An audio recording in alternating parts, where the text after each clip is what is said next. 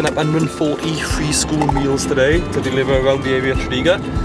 We've got a healthy and excellent band of volunteers who's distributing them out to all the homes that vitally need them.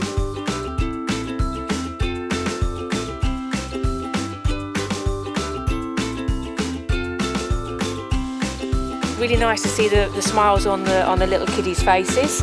Everyone is just wants to do what they can to help people out who are probably less fortunate than us. I feel it's vitally important we help and support the community, particularly at this time of crisis we're all facing at the moment. Cymru Creation have quite simply done the most amazing job, because without them our children certainly would not have been fed, and they have just been superb every day, turning up for us and delivering.